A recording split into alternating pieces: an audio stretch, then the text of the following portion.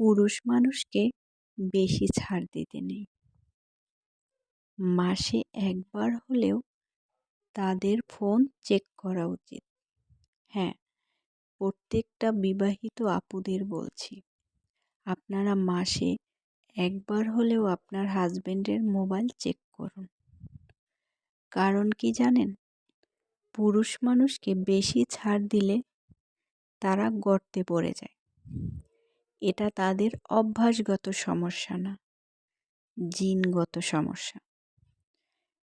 প্রায় প্রত্যেকটা পুরুষের মাঝেই এই ধরনের সমস্যা আছে। তাই তাদেরকে একটু টাইটে রাখতে হয়। কারণ তারা যদি ভুলক্রমে একবার গর্তে পড়েই যায়, তখন কিন্তু আপনাকেই টেনে বের করতে হবে। তাই আগে থেকেই সাবধান হওয়া জরুরি। তাই মাসে একবার অন্তত আপনার হাজবেন্ডের মোবাইলের ফেসবুক, হোয়াটসঅ্যাপ, ইনস্টাগ্রাম যাবতীয় সোশ্যাল মিডিয়ায় যা কিছু আছে সব চেক করুন।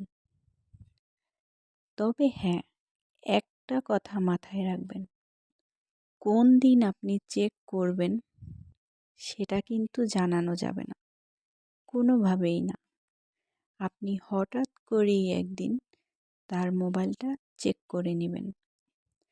আশা করি 5 মিনিট ঘাটাঘাটি করলেই যদি তার মধ্যে কোনো সমস্যা থাকে, আপনি তা উদ্ঘাটন করতে পারবেন। যদি আপনি সেটা উদ্ঘাটন করতে পারেন, হয়তো আপনার সম্পর্কটা টিকে যেতে পারে। নয়তো পুরুষ যদি গভীরভাবে কোথাও আটকে যায়, তখন কিন্তু আপনার সংসার নিয়েই টানাটানি শুরু হয়ে যাবে। এখানে অনেকেই বলবে যে মোবাইলে প্রাইভেসি থাকা ভালো বা সম্পর্কের মাঝে প্রাইভেসি থাকা ভালো। হ্যাঁ, সম্পর্কের মাঝে প্রাইভেসি থাকতে পারে, কিন্তু হাজব্যান্ড ওয়াইফের সম্পর্কে না। যদি হাজব্যান্ড ওয়াইফের সম্পর্কে প্রাইভেসি থাকে, তাহলে আমি বলবো সেটা কোনো সম্পর্কই না। কারণ তাদের মধ্যে কোনো প্রাইভেসি থাকা উচিত না। তাহলে নিজেদের মধ্যেই দূরত্ব সৃষ্টি হয়। হাজব্যান্ড ওয়াইফের সম্পর্কটা থাকবে এমন যে তারা দুজনেই এক আত্মার মানুষ। তাদের চিন্তাধারা এক থাকবে, সব কিছুতেই তাদের মিল থাকবে এবং সব কিছু নিজেদের মধ্যে শেয়ার করবে। তাহলেই দেখবেন দাম্পত্য জীবন সুখের হবে। কখনো এই প্রাইভেসি নামক জিনিসটা দিয়ে সম্পর্কের মাঝে দূরত্ব সৃষ্টি করবেন না।